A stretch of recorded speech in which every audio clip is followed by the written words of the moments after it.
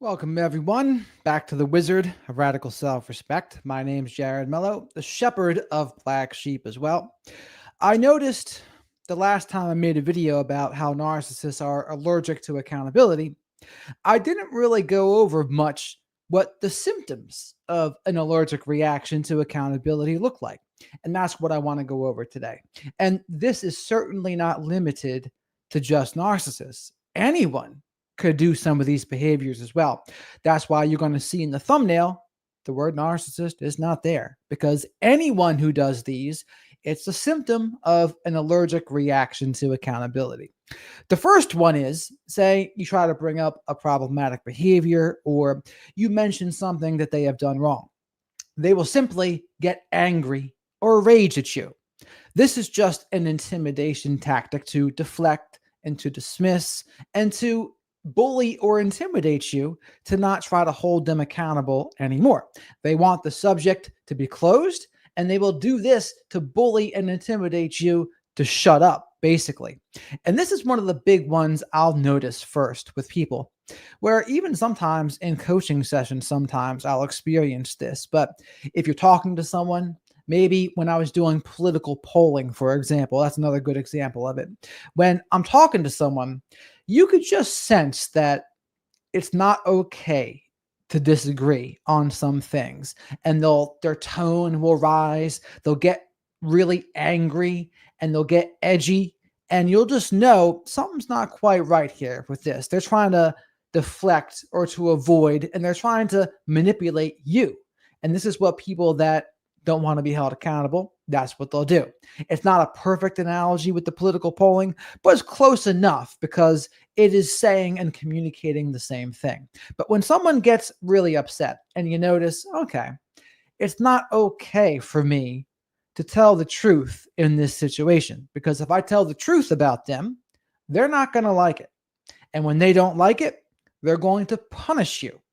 And the punishment in one form will look like anger or rage. And they'll use these big emotional reactions to silence you.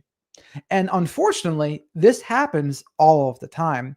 And you see this in romantic relationships where there's one person that is more narcissistic, they're more confident and assertive. They're the ones that use these big emotional reactions. And then the other person is more of an enabler. The other person might even be a flying monkey sometimes too, but they are the quote unquote easygoing person or maybe a people pleasing person a lot of times, and they go along with it. And those big emotional reactions, they work. And that's one of the reasons why the narcissistic partner in that instance, that's why they use them, because it's so effective for them. And that's something else in terms of dark psychology. A lot of dark triad type traits, a lot of manipulation tactics, they work. And so they get rewarded by society, and they even get rewarded in the mating world as well. So especially now that we talk about this genetic component so much, well, when you look at the kinds of behaviors they get rewarded with either money or more sexual opportunity, is it any wonder why a lot of the people that we see in the world today are full of dark triad traits, are full of manipulation tactics? Is it even a surprise? I don't think it can be. It's not a surprise. But those are the things that actually actively get selected for. And as people get older, some people mature out of it. And I'm not talking about pathological personalities now. I'm just talking about anyone. But it certainly doesn't happen to everyone. Certainly not everyone does grow out of it. But watch out for those anger and rage manipulation tactics and those big emotional reactions. They usually work, and they get the other person to agree with them. And that big emotional reaction, it does a lot of the heavy lifting for them. They don't have to explain themselves. They don't have to say why they're correct. The other person just wants to avoid the emotional reaction. And that's it. And it sounds a little silly, but when you're in it, and especially if you don't understand toxic behaviors, manipulation, narcissism, other pathological personalities, you might be blindsided by that. Or maybe that's what you grew up with at home. Maybe you had a narcissistic parent. Maybe that's how they treated their spouse. Maybe that's how they treated your mom and dad. And this is what you're used to. But that's a big one. Those anger reactions, rage reactions, big emotional reactions, that's one of the largest ones that I see. And it can be devastatingly effective for a lot of people. The next one to watch out for, blame shifting. Blame shifting can take any number of forms. One would be flipping the script back onto you, or something like Darvo, deny, accuse, reverse victim, and defender. Or maybe they'll blame their bad childhood, or maybe they'll blame their parents, or maybe they'll blame society.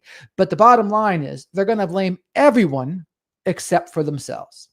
That's the old externalization of the blame. And that's how you know someone's not ready to take accountability anyway. When the first thing they do is blame someone else, that's how you know they're not ready to change. They're not even really sorry at that point. They're just sorry they got caught. But it's another symptom of being allergic to accountability. The next one, let's see what I have as the next one here. Deflecting and dismissing. Well, all of these could technically be considered deflecting and dismissing. It's just a matter of what it looks like. One way to deflect and dismiss is just completely ignore it and act like you didn't bring it up, talk about a different topic. And that's also related to moving the goalpost too. But dismissing it would be just kind of swatting it down, a verbal hand wave away, for lack of a better word. And you say, okay, whatever you say, and you just keep it moving. It's just another way to avoid accountability. And unfortunately, in a lot of these relationships, whether it's a family dynamic or a romantic relationship, the person with the strongest belief in themselves, they often get their way. It doesn't mean they're right. Absolutely not. But often in settings, the person with the strongest belief in themselves gets their way. And you see this everywhere. You see this everywhere, honestly. It doesn't mean that that person's argument is best. It doesn't mean that that person is correct about the facts. It doesn't mean that they're in the right in any way. But people who sound sure of themselves, it can have a gaslighting effect, honestly. The person could be dead wrong, but they sound so sure of themselves that it makes people that don't have as much of a belief in themselves, they don't have a strong sense of their own reality yet, it confuses them. And it has a gaslighting effect just because the other person sounds so sure of themselves. But that's another big one that all can deflect, it can dismiss, etc. The next one, as I said, was Darvo. I already included that, but that's deny, accuse, reverse victim, and defender. This has the gaslighting effect where you try to bring something up, they deny it, flip the script back onto you, and act like you're the problem. You are the perpetrator. A way this can be done is when they say, you're attacking me, because they think accountability equals an attack. And they think disagreements are an attack. And they perceive disagreements and criticism as an attack as well. But these are just the ways they'll flip the script back onto you. The next one, gaslighting. And any number of things could be falling under the gaslighting umbrella. But officially, gaslighting is a process. And it's not just one lie, for example. Dr. Salerno and I, we went over this, but it's not just one lie. It has to be a process of them persistently making you question your perception of reality. When it happens enough, the gaslighting effect is produced. And before you know it, they've gaslit you so much that you have unsubscribed from your own perception of reality, and you are subscribed to their distorted version of reality. And this is what happens to a lot of people when they're in a trauma bond. They unsubscribe from their perception of reality, and they are subscribed to the pathological personality's perception of reality. And it can be pretty scary to be in that position where you no longer trust yourself. You don't trust your perception of reality. You don't trust your gut because the other person gaslits you into that place. I mean, and there's an argument to be made that, oh, how does that even happen to people? You had to be whatever to get into that position. But the thing is, when people don't understand narcissism, they don't understand abusive relationships, they don't know what hit them. And this can happen to anyone. Even one of the strongest people out there, they meet someone like this, they don't have the awareness that this goes on. It can be devastating for anyone. But once we understand, then we can see it. we can see it, and then we can get out of there before it gets bad. Because that's one of the goals of my channel here, right? My goal is to make people gaslighting proof, to give people the awareness of narcissistic abuse, coercive control, what a trauma bond looks like, intermittent rewards, all of that. Because when you are aware, that is more than half of the battle right there. I can't stress that enough. Ignorance and not being aware of what's going on, that's what a manipulator loves. That's what a toxic personality loves, because they love being able to mess with people that don't understand this stuff. To me, it's one of the reasons why a lot of narcissistic people, they're always trying to minimize, which is another one of the symptoms of a reaction to accountability, which is they'll try to minimize what you're saying. And a big way I see this happen is I'll make a post about narcissism. And then inevitably, a lot of times, someone says, don't you know everyone has narcissistic traits? And what they're trying to do with that is, one, they probably feel guilty because they feel called out by what I'm saying. But then also they're trying to make it as if everyone is guilty. You all have narcissistic traits. And I've talked about this with H.G. Tudor. I've talked about this with Dr. Peter Salerno. I don't agree with it in that context. I would love to hear people's definition of narcissistic. When I heard H.G. Tudor's definition of narcissistic, I agreed with it because it is what I would consider toxic behaviors. Yes, then I would agree, because anyone can do toxic behaviors. The Wizard of Radical Self-Respect has also created the diagnosis of asshole. And a diagnosed asshole is someone that is rude or obnoxious, inconsiderate, or there's one more: rude or obnoxious, inconsiderate, or selfish. And if you do that often, I can give you the diagnosis of an asshole. And granted, there's plenty of them out there, isn't there? And they're not necessarily a full-blown narcissist, but they're definitely a jerk. And I would argue, or I would challenge people to show me a narcissist that would not also be an asshole. I don't think you're going to find one, but that's what I would say. But to me, things like lying, cheating, being a little selfish, those are things that are toxic behaviors. But when someone says everyone's narcissistic, my definition of narcissistic is when you look at the 9 traits of narcissism in the DSM.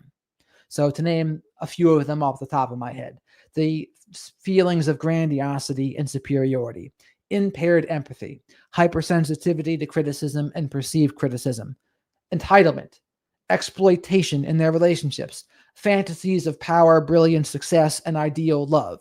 And that's just a few of them. But each one of those is a trait of narcissism. If you have 5 or more of the traits of narcissism out of 9, you can get a diagnosis of NPD. But to me, all it takes is having one of those to be considered narcissistic. But even then, I don't think most people have one of those. I don't think most people have an impairment to empathy. I don't think most people have exploitative style in their relationships. I don't think most people feel entitled to special treatment. I don't think everyone has feelings of grandiosity and superiority. Sure, there are certainly some, and there are certainly some that don't qualify for full-blown NPD, but that's what I mean when I say narcissistic. You have some of those. And some people were saying to me, no, you're confusing pathological narcissism with narcissistic. I'm like, no, you can have a grandiose sense of self. And just because you have a grandiose sense of self doesn't always mean you have full-blown NPD. It is possible to only have a few of the traits. You could maybe have a grandiose sense of self and fantasies of power, brilliance, success. But it doesn't always mean you're going to have the others. Often does it mean? Sure, but not always. I would caution people to say that too. But the reason I'm even mentioning this is because when people say everyone is narcissistic, they are trying to minimize and to avoid accountability for themselves. They're trying to make it seem like everyone is a little bit like me, so it can't be that bad how I am. But my friend P-Dubs, who I've interviewed a few times on here, she had a good analogy for it too. And I think I like this. I like this analogy as well.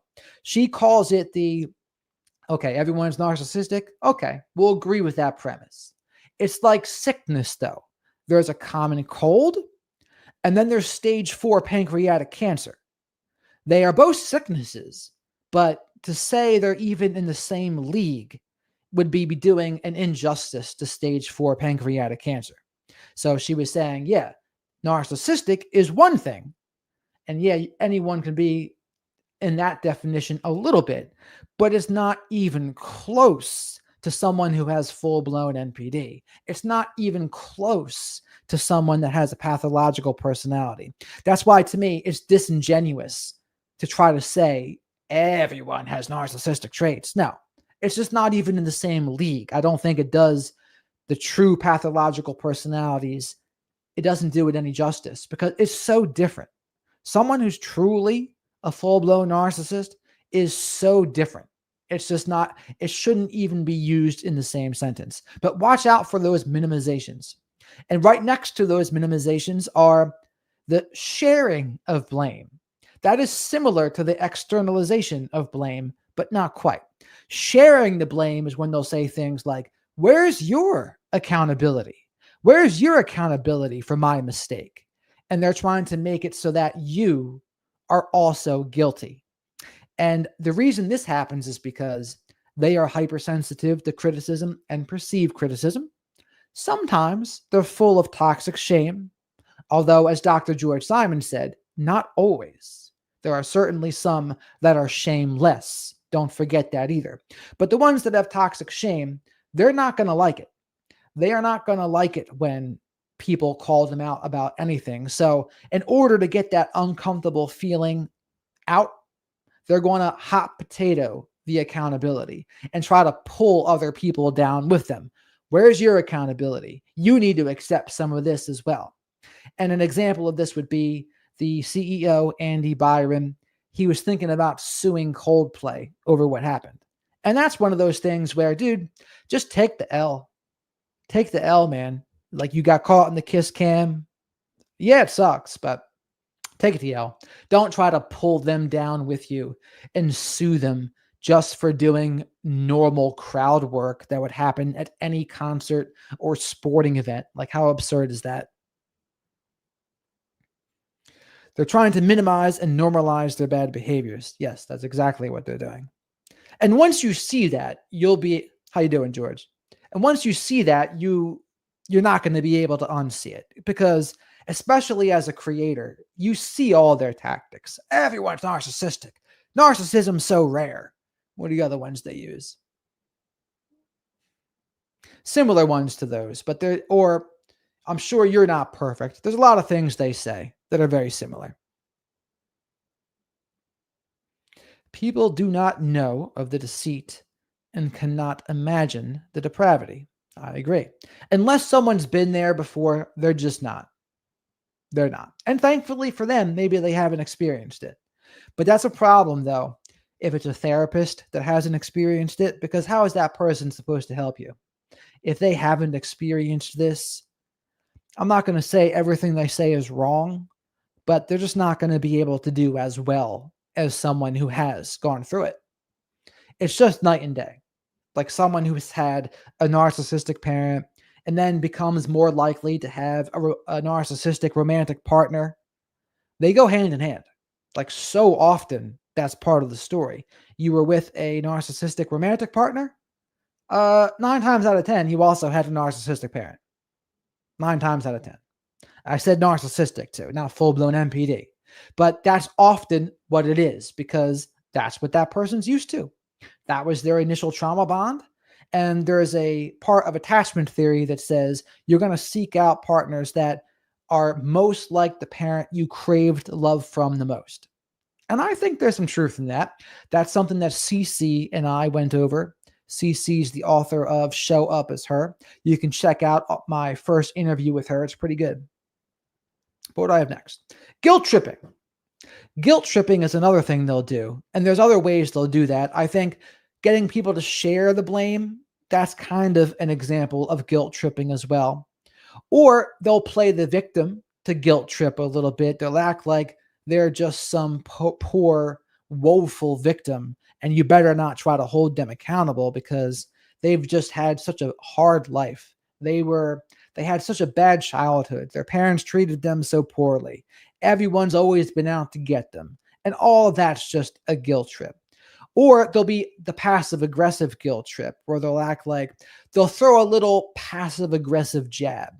And a lot of covert narcissists, they're experts at that. They'll throw the passive aggressive jab and they know exactly what they're doing. They're just pouting a little bit. They're pouting in order to not be held accountable. It's another symptom of the allergic reaction to accountability.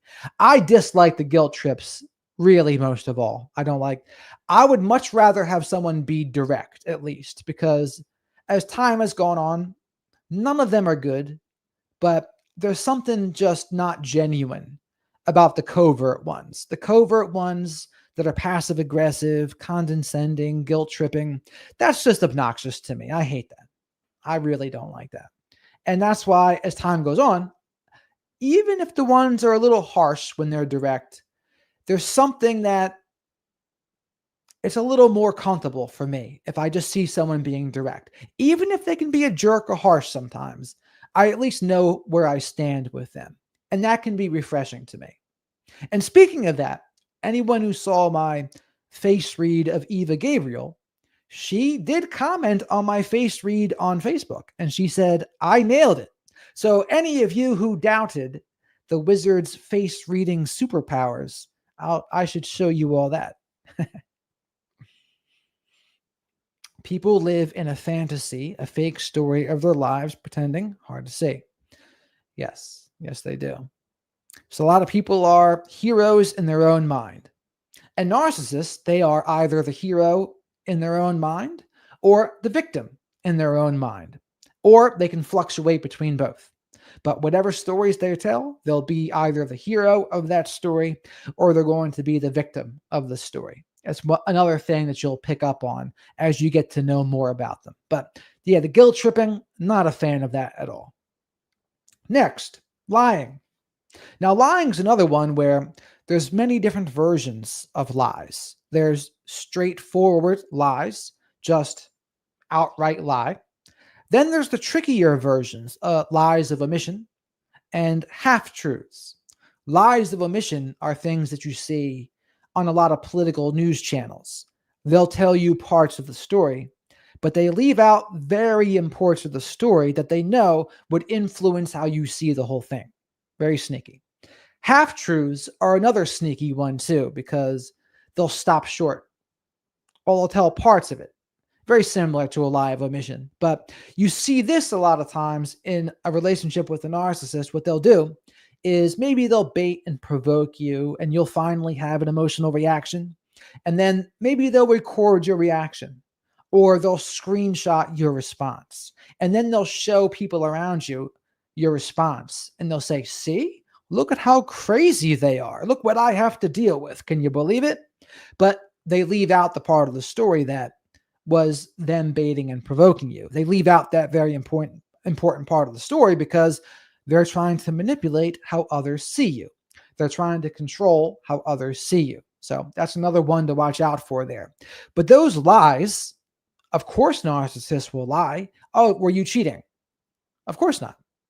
I would never. And not only will they lie, they'll probably try to make it seem like there's something wrong with you for even thinking it. Even though you have pretty solid evidence they're cheating, they're not going to admit it. And even when you show them hard evidence, they're still going to find a way to try to deflect and avoid accountability. So that's just something people are going to have to accept.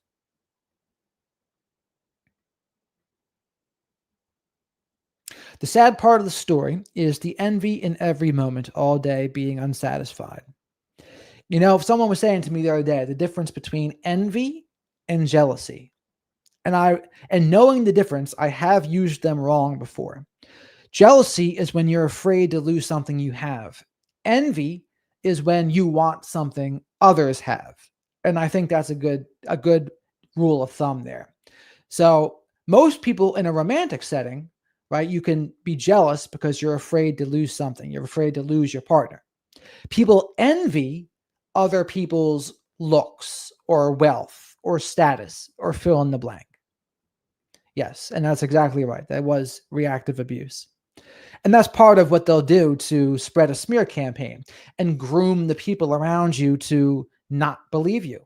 They're going to say, yeah, this is what this person's like. And they're grooming and kind of sowing the seeds there so that in the event of a breakup, everyone around you is going to be like, oh, they showed me these crazy things you were doing. And so I just believe the narcissistic person. But that's the other thing. Anyone who truly cares about you, they're going to come to you first before they just believe what a narcissistic person says. And unfortunately, a lot of times people do just believe the narcissistic person. And to which I say to my clients in those cases, well, you are learning who your real friends are. And it's painful, but better knowing now than knowing later is what I would say. And when they leave and you cut them off, well, now you have an opportunity to find better friends. There's a way to look at it that it's going to help. The process to understand ourselves is the process of process. Yeah, I mean, the learning process of understanding ourselves is never ending. There will never be an end to that, which is good though. It's one of the things that cultivates an attitude of humility. We will never be done learning. We'll never be done growing. It's one of the reasons I dislike it when people say, I'm healed. I don't think there's such a thing as healed. I think there's such a thing as healing, but I think that's much different than healed, because healed implies done, like I'm finished. I'm done growing. And I've never liked that. What's your definition of evil? I was going over that with the Wolf of Wall Street's wife.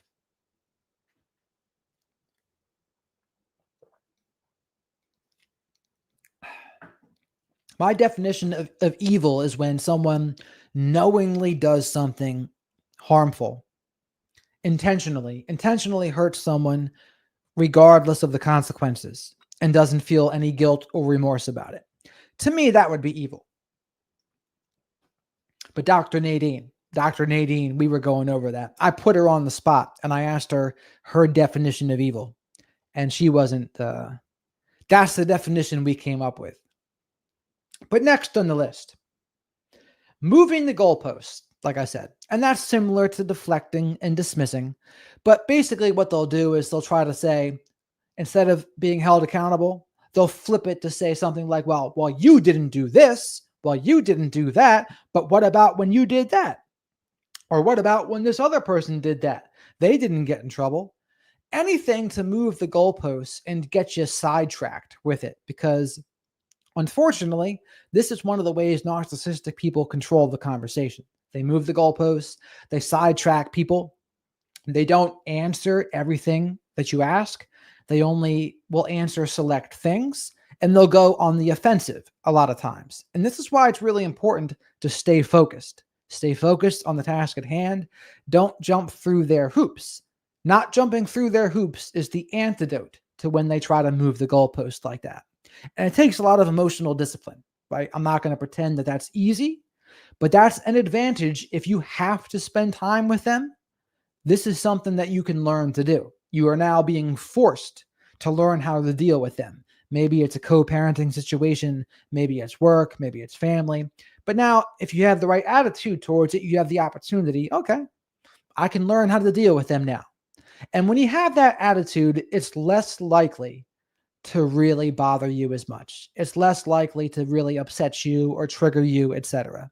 And if you're going to have to deal with them, why not try to cultivate an attitude or mindset that best serves you in that case?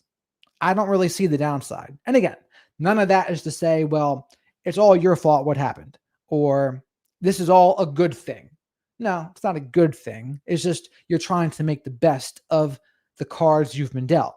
That's all. And that's a much different story. Next, playing the victim. And I already mentioned this a little bit too, but playing the victim is when they'll say things like, well, I guess I'm just the worst.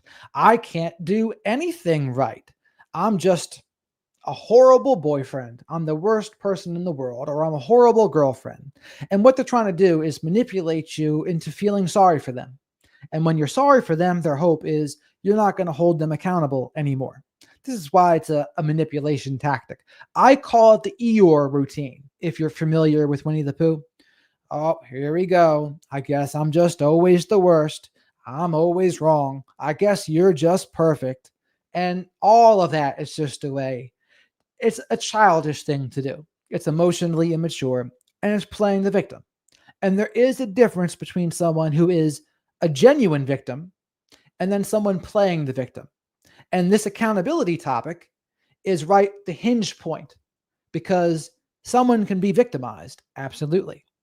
But it becomes playing the victim when you do something to avoid accountability. Because being traumatized or being injured in some way, it's not an excuse to treat others poorly. It's not an excuse for bad behavior. It can be an explanation, but it's not an excuse. And that's the difference between someone who is character disordered versus someone who is emotionally healthy. So you can be a victim and emotionally healthy. Like anyone can be a victim if something happens, right? And in those cases, just try not to play the victim with it the way a narcissistic person would, because that's what they do. They would try to exploit people and they'll try to manipulate people using their victim status. Don't do that.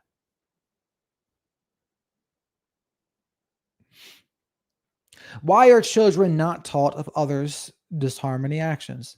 I mean, I think they are. I think they are, depending on where you are. It's just a matter of what the depth of it is and which and how they're talking about it.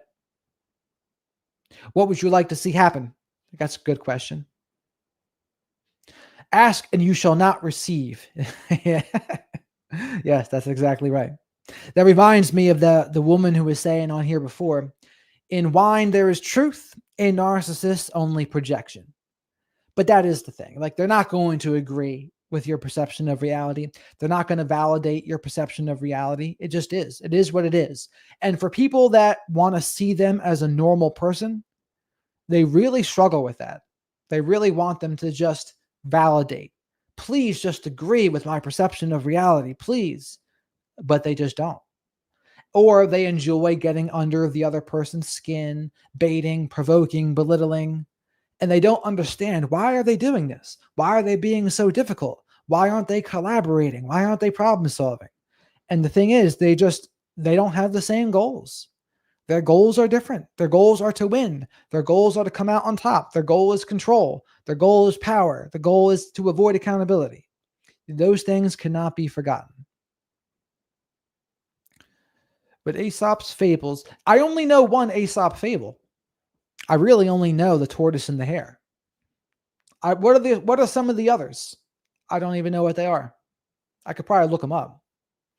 But I only know the tortoise and the hare. And that's why I thought about Bitcoin on one of my last live streams here, because I equate Bitcoin to the tortoise. Altcoins are the hare. And just like when everyone tries to trade or get rich quick, that all reminds me of the tortoise and the hare.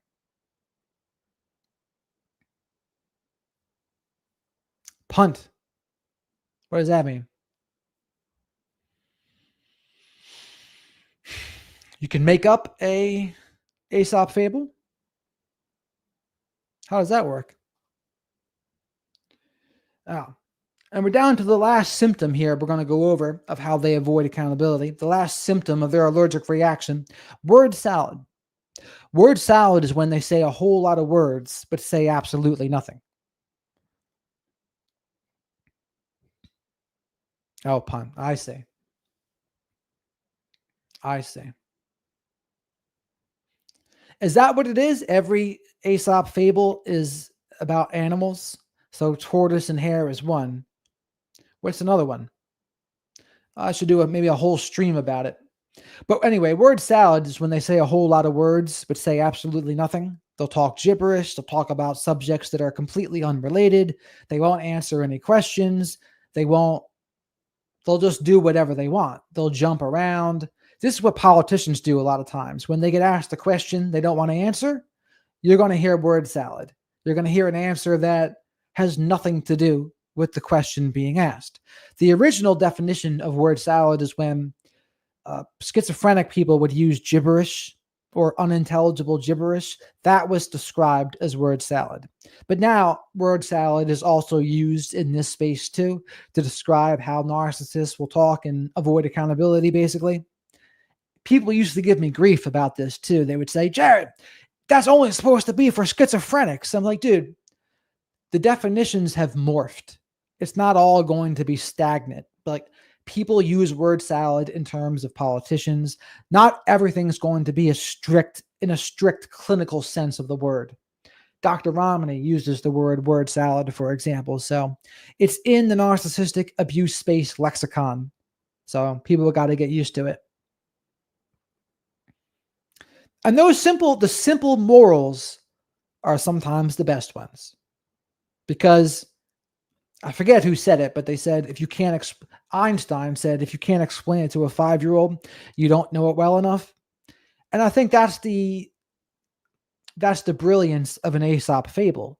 They're simple enough so that a 5-year-old is going to understand it. Which also reminds me of an Oscar Wilde quote that I saw the other day. He said, beauty is a form of genius because it requires no explanation. And I said, yeah, now that you mention it, you're right about that. Beauty is something pretty much everyone can recognize. So the simplicity of that, it doesn't need an explanation. That's something to think about. I thought that was pretty interesting. But those are the symptoms here of the allergic reactions to accountability. There are more, of course. I could make this video a 24-hour video, perhaps. But those are 10 I think I did 10, maybe 11 of the symptoms to look for, so that they don't even have to be a narcissist, by the way. It doesn't even have to be a narcissist. It can be an emotionally immature person that does this. And maybe they get really upset. Maybe they pout. You don't have to be a full-blown narcissist to do these things. Anyone can do these things. That's something to remember too. So just because I talk about the behaviors of a narcissist doesn't mean everyone who does those behaviors is a full-blown narcissist. But if you see someone do those behaviors, it's a problem. It's not good. And it's something to not ignore, regardless of what that person's label is. And I think the last thing I want to talk about on this, a couple videos ago, I was talking about how therapists can enable abuse to continue. One of the things that I mentioned was how they'll get their panties in a bun over people misusing words like narcissist or gaslighting. And I saw an Instagram reel today that might have been a counter video to my video. It's very possible they saw my video. And then this therapist made this video. And it was about, should therapists gatekeep the terminology? And this person said yes, because they said, you don't want concept creep to come in. And to which I would say, sure, you don't want concept creep to come in. As a creator, I do try my best to be clear about what narcissism is, what full-blown NPD is, what I would consider narcissistic is, and what I would consider emotionally immature is. So I try to do my part. But once I speak it, once I share the knowledge, then it's out of my hands how that's used. Like, the people can take hold of a term and start using it in a different way. And then what do people do with that? Are the therapists able to lasso it in so that people don't do that anymore? I don't know. I don't think so. I mean, it depends on the words, right? So the words he was using was trauma, like the definition of trauma. And I will agree, the definition of trauma has been a little bit watered down. And in some cases, the definition of abuse has been a little bit watered down.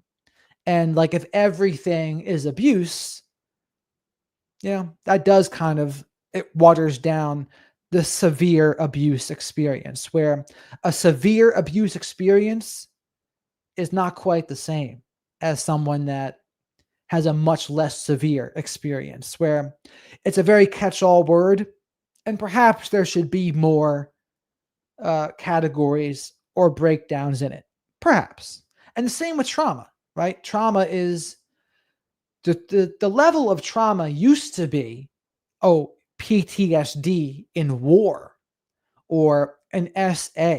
That's what trauma was. That was PTSD, right? And then other things came into the forefront. Oh, now there's CPTSD. In America, by the way, there is no CPTSD. That's not even a thing in America. People don't realize that. But that term is not anywhere to be found in the DSM. But CPTSD is in Canada. It's in their form of the DSM. I think it's also in Europe too, but not in America. So it's an interesting debate about the concept creep. And I would say it depends. It depends on the topic. In terms of narcissism and gaslighting and concept creep, I think it's important for us to share what gaslighting is. It's important to share what lying is. Be as clear about it as possible, but the creators talking about it aren't the problem. Now, maybe if creators are talking about it wrong, I can see that. But really, the problem is the people. If the people are hearing accurate information and then misusing it, whose fault's that?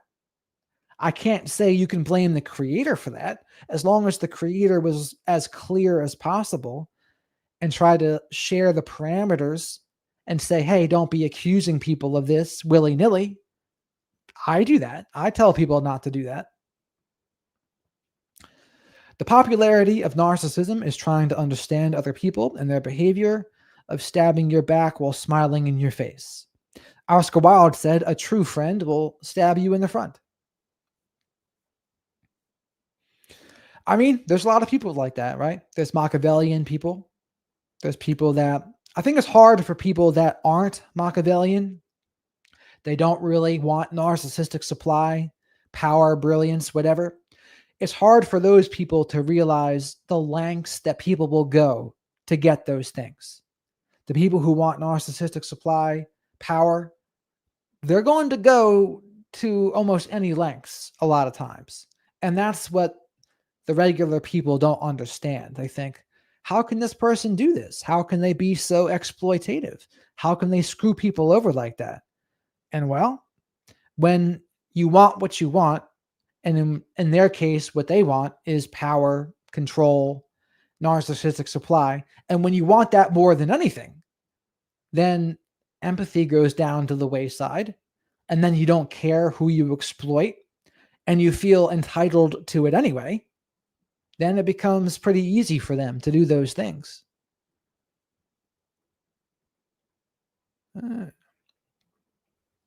There is a therapist out there who is probably a hopeless romantic. He says if narcissism is a learned behavior, then it can be unlearned. So what I would say to that is real narcissism is not a learned behavior. I think the genetic component is there. All right. Now, if it's a learned behavior, to me, that could be narcissistic fleas. It might even be CPTSD. Narcissistic fleas are when you start acting like the people around you. So say you're around a narcissist a lot and you start acting like them a little bit. You can't catch narcissism like a cold. You can't catch NPD like a cold, but you can catch some narcissistic fleas. And that's when some of your behaviors can look similar, but that is not the same. It is not the same as being a full-blown narcissist. So I don't think you can learn it. I think the most you can become is looking similar, but it's not going to be the same because someone who is truly a narcissist has that impairment in empathy in the brain and who is that way from a young age. That's going to look different. That's going to be much worse than the person who just has narcissistic fleas. The last narc I went with. Hello, Beverly. I don't know if I've seen you here. Welcome to the channel. The last narc I went with used word salad all the time when he didn't want to answer a question. Yeah. Makes perfect sense to me. He's being his politician. He's pulling his politician impersonation. Or the therapist will say, we have to compromise. And that's a very dangerous thing to say as a therapist. If you're going to say that, you better damn well know exactly what's going on in that situation because I wouldn't dream of saying that. Now, what where it gets tough is this though. As a coach, even I see this happen a lot. When someone's married and they have kids and they have a mortgage and they have a lease, it's not so easy just to abort, whether it's a man or a woman. The lives are tangled together. And when the lives are tangled together, it's not always easy to untangle it. And in fact, you have to be careful in how you untangle it, lest you screw yourself over later. But compromises, yeah, I mean, it would depend. It would really depend, but I'd be very hesitant. I mean, there was people I do sessions with, they don't want to have to break up, for example. They don't want to get divorced. And they think, well, can you help me work with them? Can you help me deal with them? And I'm like, well, I mean, especially when there's kids involved, what you accept, you're teaching your kids that this is okay. Oh, this is your mom or dad's treating me like this. That's okay. And even if you tell them, hey, what your mom or your daddy just did is not okay, just the fact that you're there, just the fact that you're there, your actions are communicating it is okay. Yeah, you said it's not okay, but mommy or daddy isn't leaving. And that speaks pretty loudly too. But what I say to them is if they're that person that can't collaborate, can't problem solve, and is going to do all these symptoms of an allergic reaction to accountability, what can you do? What does working better with them look like? And you just can't, if you ask me. I mean, this is where we have the tools that I always talk about, whether it's the clown music, curb your enthusiasm music, Charlie Brown teacher, womp, womp, womp, or emotional 4-year-old, malfunctioning robot, gray rock, yellow rock, Biff, brief, informative, friendly, and firm, do not J, justify, argue, defend, or explain, least amount of contact necessary. That's where those things come in. And those things come in because working with them doesn't really work. Like, not with any kind of emotional depth, it doesn't. And those tools, they work when you unsubscribe. When you unsubscribe and you don't have those emotions tied up to it anymore. Because when you have those emotions tied in, all of those things become more difficult to practice.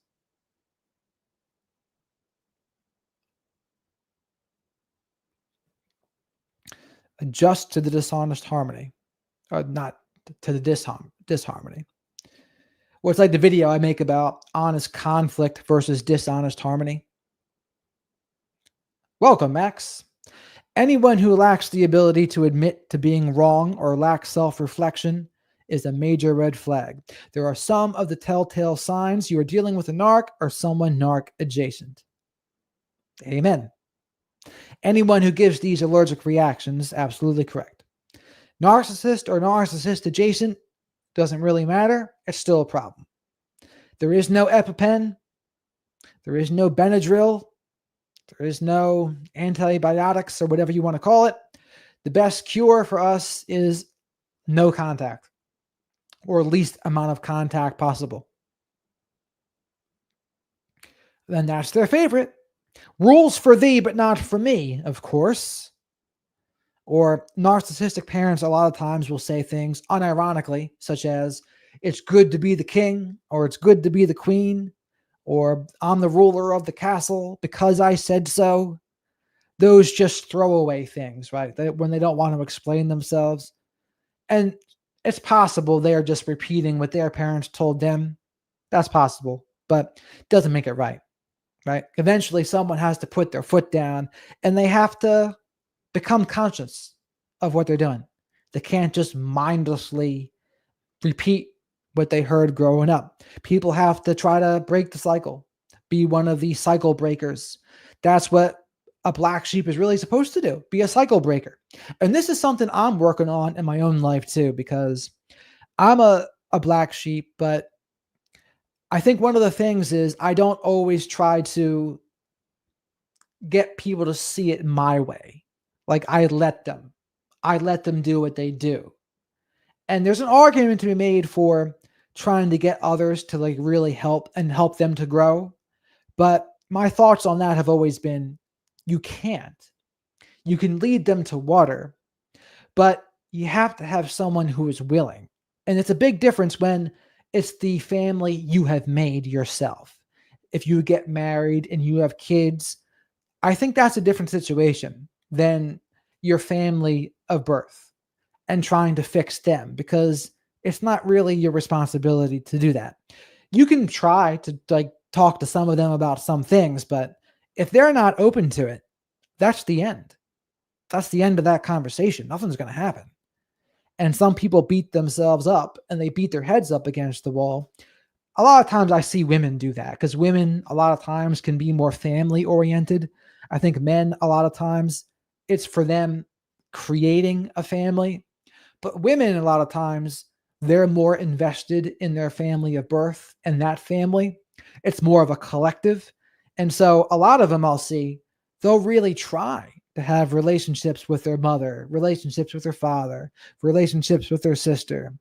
And there's a fair amount of mothers that I talk to that have a problematic relationship with their kids, where the kids can also be the problem. And that's something that does not get talked about very much when an adult child is narcissistic. You don't hear that much. You hear much more about the parents being narcissistic, but you don't hear about the narcissistic kids. They hated me as I loved them, and now I hate them. So it flipped, is what you're saying. I could see that. After getting away from my narcissist, I have begun to sleep better and wake with actually noticing that I was able to recall what I was dreaming. I wonder what that means. That means that better REM sleep, maybe better melatonin production, maybe a better serotonin. I forget what it is. I don't know if you're dreaming in REM. Do you dream in REM, or is it when you're just getting out of it or just before it that you dream? I'm not sure. Do you believe that dreams are giving you messages? Do you think dreams, there's lessons to learn in it? I think there can be.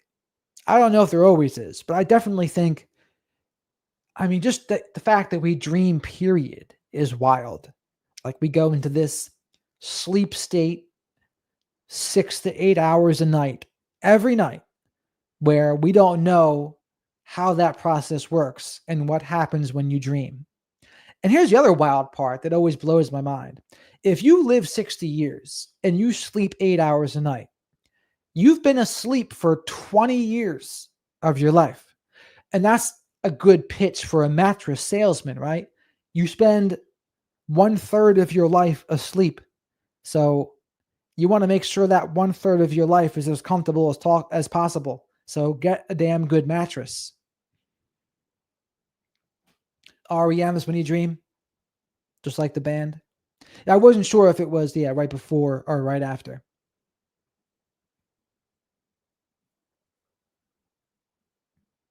Both. Yeah, I agree with that. I think it's both. Can be both. The dream can be remembered if one is careful before sleeping.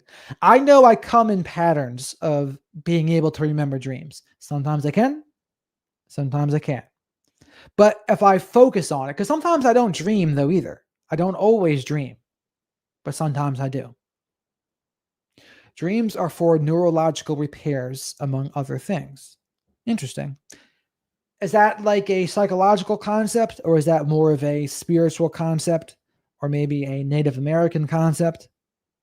Something that Freud or Jung or Masterson or who else is out there? And one of those people. Funny thing is, when asking for answers, they arrived and don't see it. You have to be open. You can't put a new idea on a closed mind.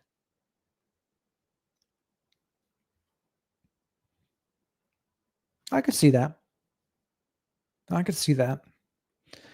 So that's why being open-minded is a spiritual principle, because when you're open-minded, you can learn new things. If you're closed-minded, that's it. It's one of the reasons, again, I don't like the word healed, because healed to me is too close to closed minded. And there's a lot of people that I would consider a little narcissistic. They're usually the ones that I'm hearing say, "Oh, I'm healed." I'm like, "Oh, stop it." The day life is imitated in dream, one can modify their day thoughts. Uh, you make me think. The day life is imitated in dream, one can modify their day thoughts.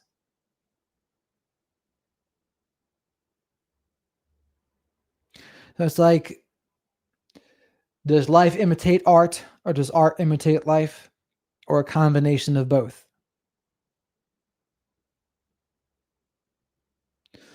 Yeah, okay. I can see what you're saying. And I think that also ties into some deja vu stuff too.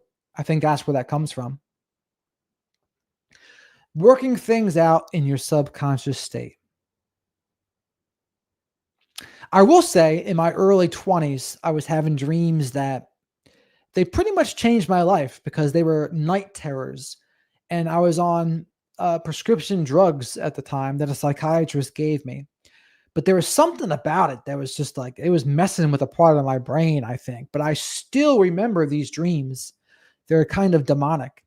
And I was like, all right, I want to make sure it made me scared to go to sleep.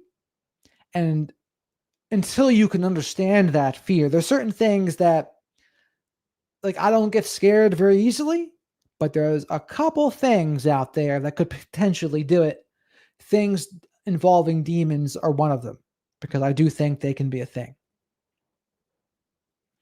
I think a good corollary to sleep and dreams is on the order of a PC defrag. Ah, interesting. Could see that. I mean, there's a lot of those kinds of analogies now because we're so into this, the technology. By the way, it's very pointless trying to debate or reason with narcs because they have a very different thought process than normal people. They lack the ability to view things from other people's eyes. And I don't really know if they lack the ability. I think they just don't want to. I think they intentionally don't. And maybe sometimes they lack it too, but I think they purposefully don't. That's what I think. It's like, they know exactly what they're doing. They know what they're doing.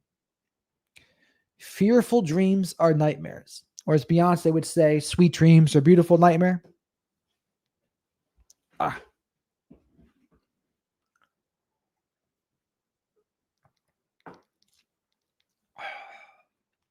go back to this. Yeah, I mean, all they're going to do is twist and distort what you say. They're going to consistently misinterpret you, which makes people want to jade, justify, argue, defend, or explain, and it just doesn't work. I don't know what the term is called. I think it's solipsism or something. And solipsism is similar to narcissism, but not quite. I think it's when people really have a hard time seeing things from anything other than their own point of view. So, yeah, that would be the word. And that overlaps with narcissism, right? But it's not quite the same as narcissism. I would say a lot of narcissists are solipsistic. Absolutely. And there's people who are emotionally immature, they probably struggle with that a lot too. No, that's what solipsism is. I think it's when you see things from your point of view and you really struggle to even put yourself in the other person's shoes. You only know what you're feeling, and then everything else is secondary to you from there. I think that's what solipsism is. Well, let's see. Let's look up the definition of solipsism. Solipsism says the quality of being very self-centered or selfish. She herself elicits scant sympathy, such as her solipsism and lack of self-awareness. Hmm. Philosophy. The view or theory that the self is all that can be known to exist. So I think that was more the version I was doing. But yeah, I mean, but that is also selfish and self-centered, right? That's what I'd say about solipsism. And especially when people are younger, I think they're going to have a lot of solipsism. They just can't see past their own noses. It's like, oh, how does this impact me? How does this make me feel? And that's as far as they think about it. They don't even think about it any more than that. My narc mother told me she always wins. I told her, if I don't talk to you for the rest of my life and you call that winning, you've won. I went no contact for years. I mean, you did the right thing. You protected your peace. And I've had similar things happen in my life where I said to one, I'm not going to let you disrespect me. And you're like, yes, you will. I'm family. I'm not going anywhere. I'm like, oh, is that so? Is that so? I'm like, I know. I will go no contact with you before you can blink, before you think you're going to be able to disrespect me just because I'm family. Like, no. Do not pass go. Do not collect $200. How do you pronounce that? Amphiloskepsis? Navel gazing. Okay. It's a good vocabulary word. Word of the day. Why can't you accept me the way I am? Is the defense behavior. Yes.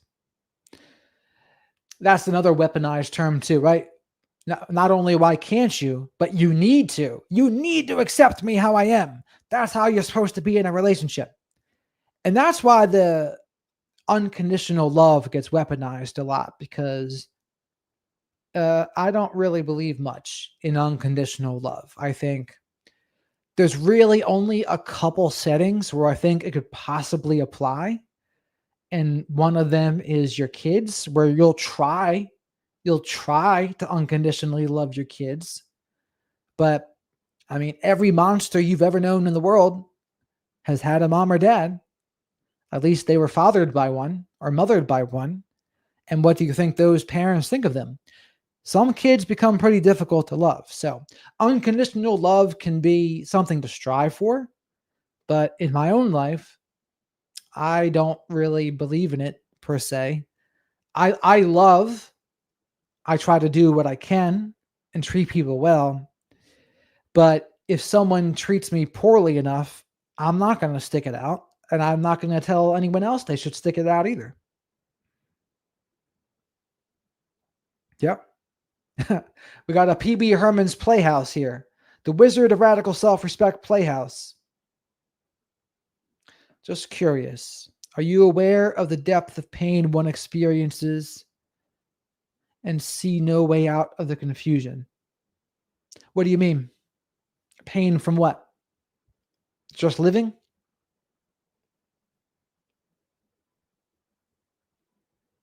Oh, yes. I did a post on Facebook today about being the bigger person, where one of the biggest slaps in the face is when someone doesn't call out the abusive person's behavior and says, you need to be the bigger person or take the high road. And that's always obnoxious when someone says that, because you gotta at least call out the other person's behavior and say, no, what that person did was absolutely wrong. It was abuse. It was disrespect, or fill in the blank with what it was. And I'd be very, very hesitant to ever say to someone, be the bigger person. It really depends. But it's usually used as a slap in the face. That's how I see it used. My mother was a narcissist, had 4 sons, oldest and youngest are narcs.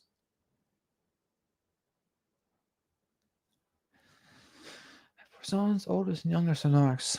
So were they golden child? Were they golden children, oldest and youngest? Probably, right? And were you a black sheep or scapegoat? I wonder how the roles were in your family. Or I wonder if there was parentification and enmeshment. I love how they hold the person who is wrong at a higher standard than the offender. Yes, they do. They do that for some reason. You see that a lot in Facebook and other comment sections. People will swoop in and just like come at the victims. I'm like, dude, what are you doing here? Like, there's a time for trying to help the victim learn from their situations, but it's not instantly. It's not instantly. Like, what's your motivation here?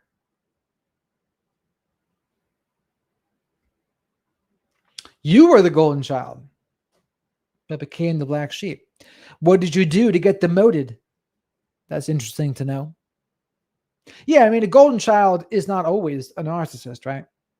Sometimes the black sheep can be a narcissist, usually not the scapegoat, but sometimes. Everything depends. I'm very careful with black and whites. My mom was terribly critical of me. So I wouldn't call that a golden child unless that only happened later. I'm someone who was more of a golden child until my teen years, and then I'd quit baseball and I became no longer a golden child. And then I started messing up with drugs and alcohol, and that further demoted me, further demoted. I tried standing up against my parents. Yeah, that's how it will go. If it's a narcissistic parent, that is, they do not like that one bit. Do you remember what the issue was? What were you trying to stand up to them about? And that's another issue that I see. Some parents they're pretty domineering with their kids. And sometimes these boundaries are pretty blurred between parents and kids. The enmeshment is pretty severe. And I think to myself when I hear it, how are you ever going to have an adult relationship? You got to really untangle this. Because a lot of times the people I get scheduling coaching consultations with me are the people that are the wives or girlfriends of a dude who is enmeshed with his mother. And the mother has parentified him, and the mother-son relationship is super close, even when the son's like much older. And it causes a problem. Lots of things. Yeah, I mean, and that's never going to be okay. Well, you have a good attitude towards it because, I mean, no one deserves to be physically abused, of course. But how old were you when that was happening?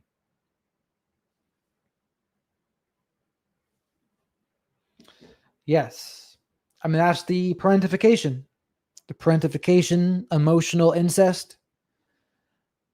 I see it's more common than people would think.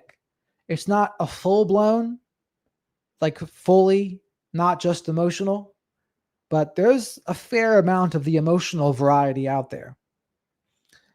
And usually it's because if it's a mother-son, the mother is no longer getting along with the father, or she'll claim she was abused by him, and sometimes she's right. But either way, she offloads everything onto the son, and she uses him to trauma dump. She talks to him about things that are way above his age level of appropriateness. It's not good. No sex abuse in my case, but emotional and physical. I mean, it's all bad enough. They're all bad in their own ways. Mom wore the pants, so then there was a father enabler and flying monkey, or more so enabler. I did make a video once about the difference between an enabler and a flying monkey, in my opinion. You cannot deal with a mama's boy. There cannot be two. True. There not be no two killer queens allowed in one household. But that's how it goes, right? Those mothers, one of the biggest things I see those mothers struggle with is they try to protect their children from anything that could possibly go wrong. And to an extent, yeah, you should keep your children safe. But there also it can go too far when now you're robbing them of the ability to overcome adversity. You're robbing them of the ability to learn how to solve problems on their own, and how to problem solve, and how to do things on their own 2 feet. And if you do that enough, now you've sabotaged your son's growth. And now they're a mama's boy. They need you for everything. And the only way I've ever gotten mothers to see that is I asked them, what kind of guy would you want to date? Do you want to date the guy that's a mama's boy? Or do you want to date the guy that can get shit done? And when I put it like that, it becomes pretty clear to them. But that's the only way they see it a lot of times. If they do that, oh no, it's my son, it's my baby.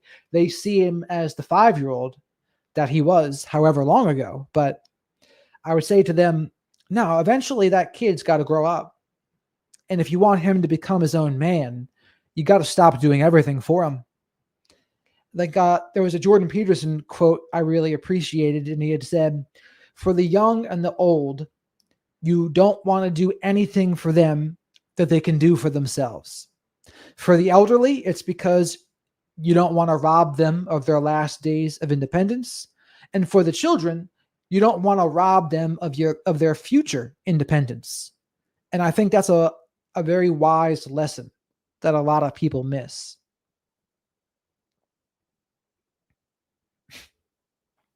I'm still trying to figure out my dad, but he was also emotionally stunted and volatile and physical as my mother was. I mean, they were in a trauma bond, is what it sounds like, and he just wasn't aware of the dynamic. Maybe you should show him my channels and he'll see his dynamic here. My malignant stepfather blacked his own eye to garner sympathy for beating up my sister and I when we were 13 years old. Truth over shadows, welcome. Blacked his eye. Yeah, it's ridiculous. Yeah, that's like a version of not sharing the blame. What is that? It's just a sympathy ploy, a manipulation to control the narrative.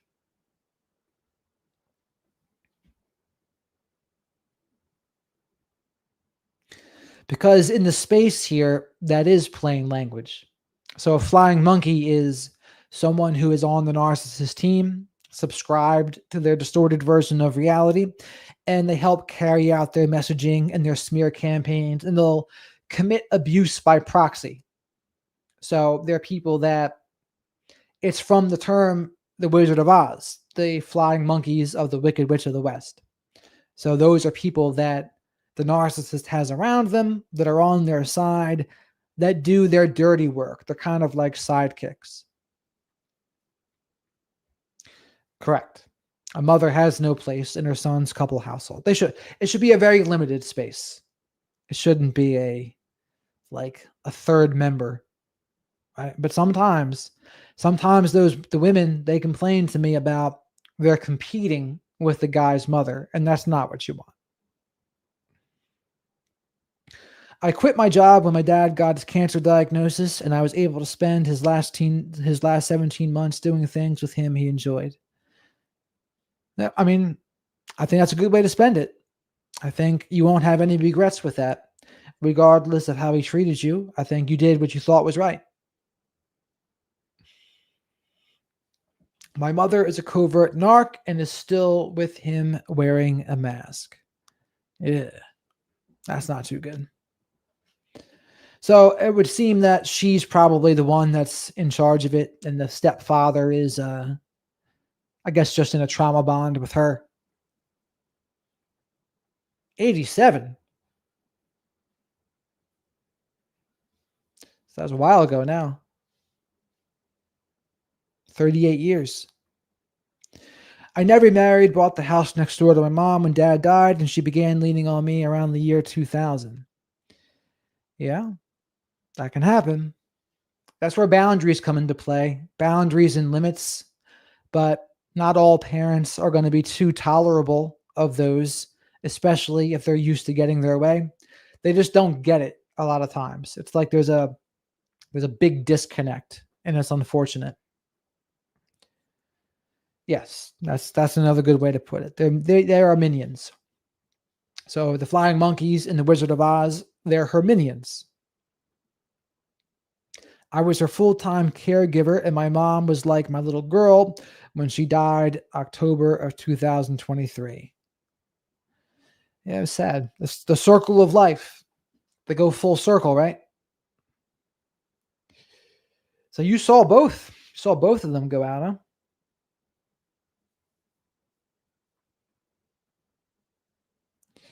Yeah, I would say so.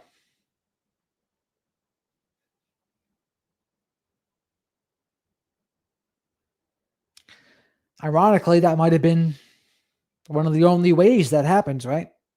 She remembers be more difficult, but hey, I can believe that parts of them, even in Alzheimer's, can be aware. My granddad, that's what he passed away from. It's sad. The interesting thing about Alzheimer's is they can remember things that happened 70 years ago, but they don't remember things that happened 10 minutes ago. And some versions of Alzheimer's are funny, sometimes it's more dark, and sometimes it's more sad.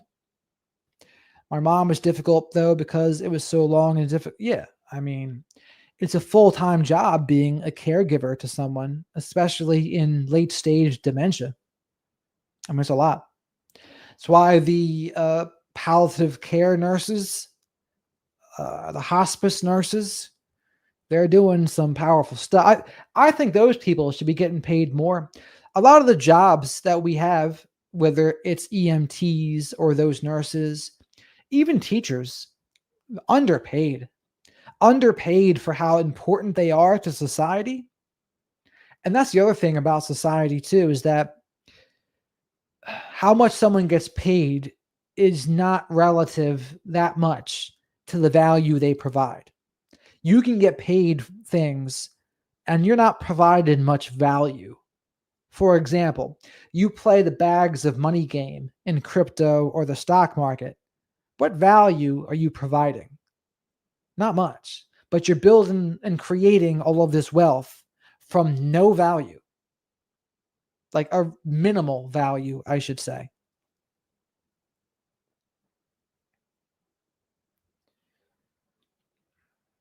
Good. I mean, and that's got to be a lot to deal with. Only you? Yeah, I would not do very well with that at all.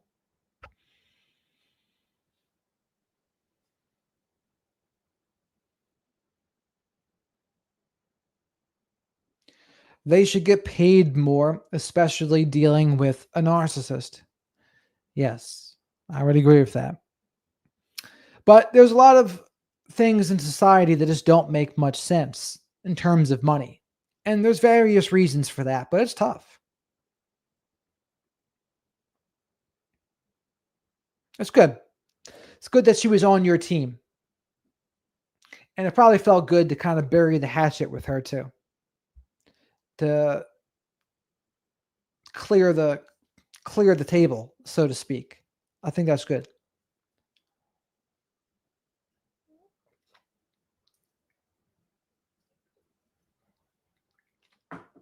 Ugh. All right. Well, everyone, my voice is kind of leaving me here. I'm getting tired. I was supposed to talk to Beyond the Bruise tomorrow, but she had postponed it again, and now we're supposed to talk on Friday. People liked the first one, so hopefully they'll like the next one. And I'm thinking perhaps since it's been postponed so much, there's something I should be talking to her about that I wouldn't have gotten to talk to her about a few weeks ago, but we'll see. Yeah, I bet.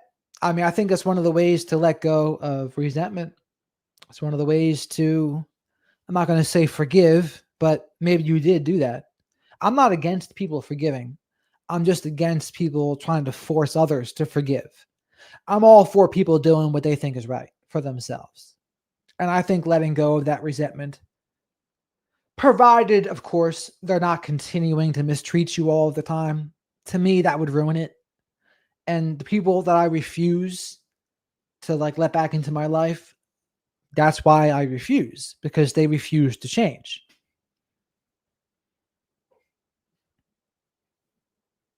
Yes, they would. Without a doubt, they would. It'd be all about control and it would just be a fiasco. Sure, if you can. I'm not sure if you'll be able to. Maybe I can.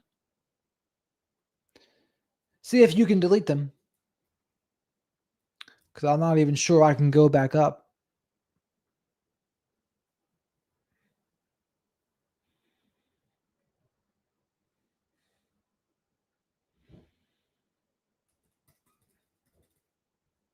Okay.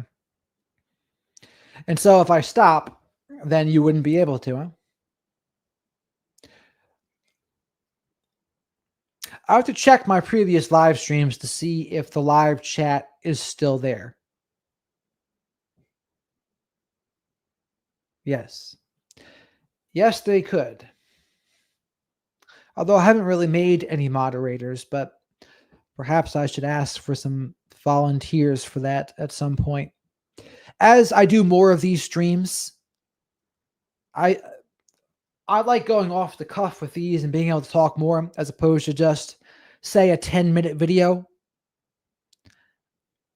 I try to be too clear. I mean, with a 10-minute video, I want to say all the words right, and it becomes tedious. I say most of the words right in a live, not completely, but most.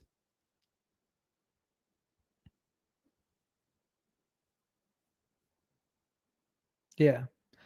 They were, well, that part's true too. That part's true too. In the future, if you don't want a comment to be known, let me know. Because as I go through, um, I put the comments up so people can see what I'm reading. But if you don't want me to do that, just let me know and I won't do that.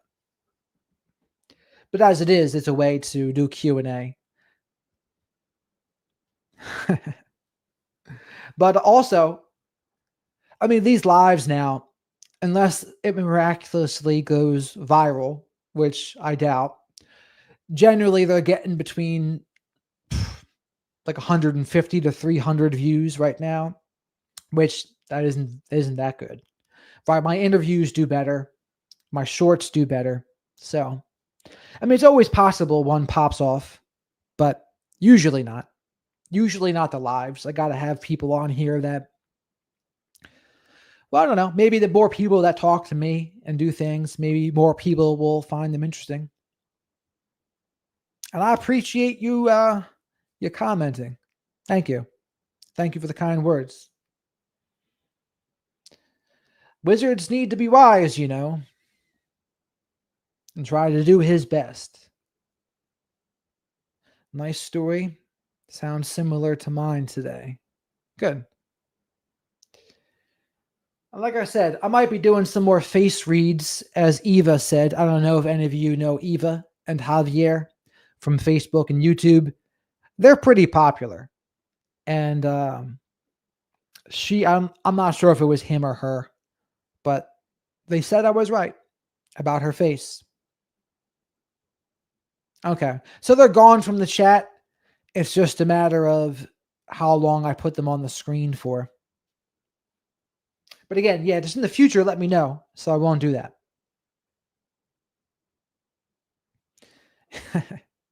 I do face reads of people now where I have a superpower that I can read people's faces.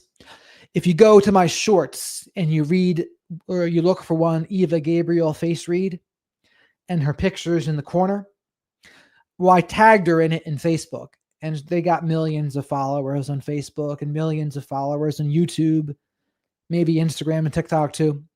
And she said it was spot on. So, well, YouTube, they're on YouTube. Look up the Eva and Javier.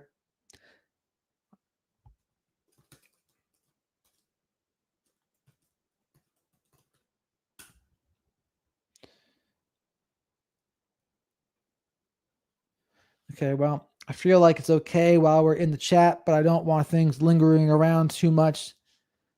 Sure. Yeah, like I'm saying, just let me know that I won't put it on the screen. I mean, and I won't even read it if you don't want me to. But it's just to get the conversation flowing. And sometimes, and I do agree, when I put the chats on the screen, I don't need to put them on the screen to read it. I just do it for the other people's benefit. But I can read them without doing that. Like AI collects all data and stores it to create more information. That very well may be true. I'm not looking forward to AI very much. I think the rate of speed is already too fast, and I don't like it. Okay, thank you. Yeah. Yeah, it's just photographs. I look It's a service I was toying around with doing. Okay, good. Well, all right. I think we'll wrap up here. Kind of like I said, I'm losing my voice. And we went over all the symptoms of an allergic reaction to accountability. But I appreciate you all commenting and participating. If you're not subscribed, please do subscribe. Hit the notification bell, like the video. You can also comment when the actual video is live too, because that will show up there. The moral to which story? The allergic to accountability story? The moral of the allergic to accountability story is, regardless of someone's label, if they display the symptoms of being allergic to accountability, depending on how severe, a healthy relationship is not going to be possible with them. And that's something that once you put them in that category, the narcissist penalty box, as I would call them, you have to act accordingly.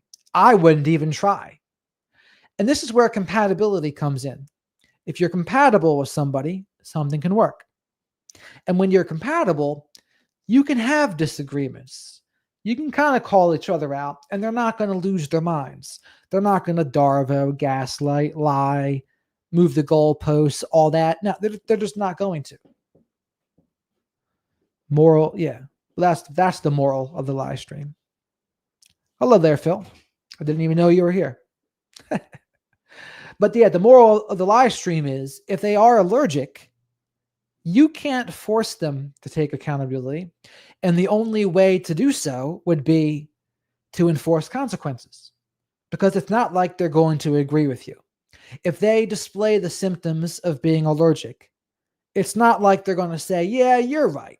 You're right. You're right. I messed this up. I should be doing better. I need to take accountability. And then I'm going to change my actions. They're not going to do that. That's just not going to happen.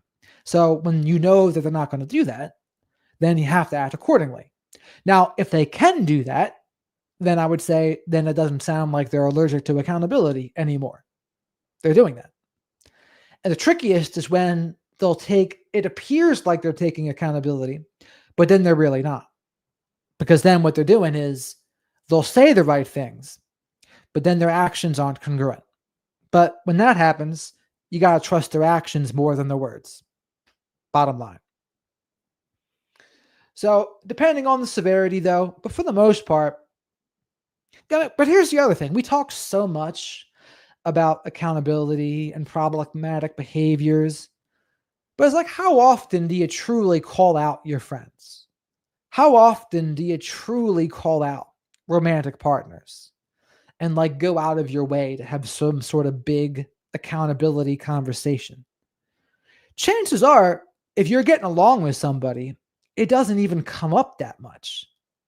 Where it comes up a lot of times is a narcissistic person is belittling and criticizing someone else and always trying to pick at their faults and their shortcomings. And it creates these toxic environments and toxic conversations. That's what happens much more so.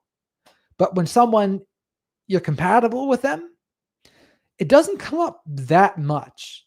It might sporadically, but in the events that it does, you'll probably be able to handle it better.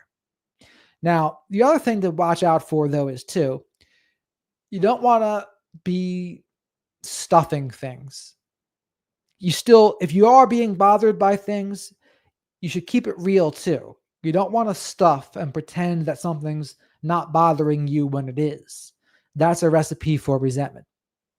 And if you read the book Boundaries by Dr. Cloud and Dr. Townsend, a very good book for those who didn't read it or haven't read it, but they said anytime you get angry, it's a sign a boundary is needed. Correct. I agree with that, Alex. If they are healthy, it's usually not a common problem. Right. There's two parts. Are you emotionally healthy and mature? And are you compatible? If you're emotionally healthy and mature, you'll at least be able to handle some things, right? You might not be compatible, but you'll at least be able to go your separate ways without like biting each other's heads off. But if someone's not emotionally mature, or worse, they're pathological, then that's going to be the first and foremost problem. That's going to be a problem. There's not much you can do in that case. And then it's tricky. Like, you might be compatible with someone who's pathological, just kind of temperament wise and interest wise, but it doesn't mean that's going to be a good relationship, like, because they're pathological. Pathological people will not be good with anyone. The only people they might appear to be good with are people that have no boundaries and never say no. Those relationships can last a long time, but it doesn't mean it's a good relationship. So I think that's the moral of the story there. But I gave myself some good ideas there to talk about in other shorts. So we'll see how that goes too. All right, Alex. Good to see you here too. Phil, so long. Global, so long. Gary, hope to see you here again. And to all the rest of the newcomers that came here that were not here before, hope you enjoyed the stay, and I hope you come back again. And share this video with someone else that you think might benefit. All right, guys.